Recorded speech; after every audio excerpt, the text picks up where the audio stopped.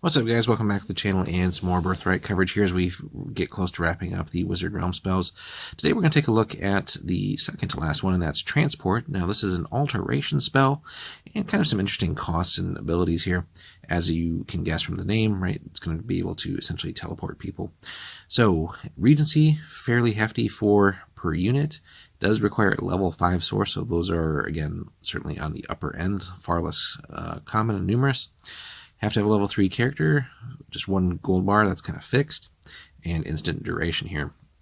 So Transport allows a mage regent to instantly move troops from one province to another. He can move 1 unit per level, so 3 units move 3 provinces at 3rd level, which is pretty cool. Regardless of terrain, another useful category or part to consider there. Units can be moved only between provinces in which the mage has a magical source or lane line. That is, of course, an important caveat there. And each unit to be moved does cost 4 regency. So if you're going to be moving large quantities, you do have quite a hefty cost there as far as regency goes. Because the spell is instantaneous, the affected units are eligible to move during any war moves following the action round in which this is cast. And this can be spent on unwilling units, but then it does double it to 8 RP. So the secondary use there is, if you are getting invaded or just have, unwanted guests, shall we say, you can transport them out and away from wherever you are. Maybe, you're getting your capital is being attacked by enemy forces and you have some far off sources through ley lines or whatever. Poof, those units are gone and out of your hair, although pretty hefty cost, but it beats having to maybe lose your own troops and resources in a protracted siege, or maybe even have to flee your sources and things like that.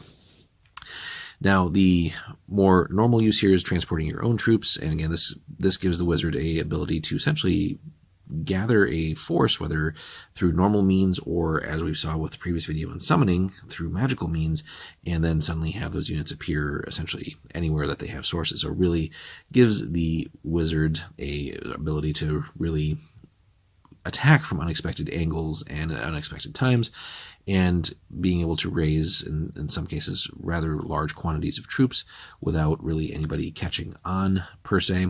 A normal troop buildup would be pretty obvious, and that could get reported and sort of make the news, or, enemy spies and things like that could catch wind of that if, troops are gathering and preparing for war and things like that, potentially.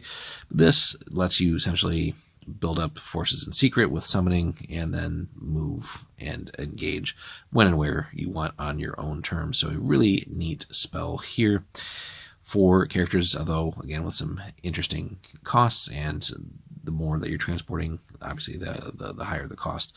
But I love that there is that secondary defensive way of using it, where you can just transport unwilling units and say bye-bye and move them to your furthest source, or maybe even move them into areas where you have troops waiting to deal with them, and sort of take their potential assault against you and turn it into an ambush against them, dropping them in unfamiliar territory.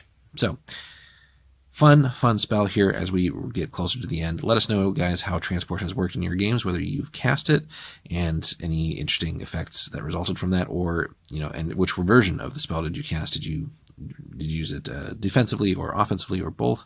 And have you had to deal with this from enemy or just other NPCs casting this as well? Drop us a comment or two, guys. Like and subscribe, and we'll be back for more Birthright very soon.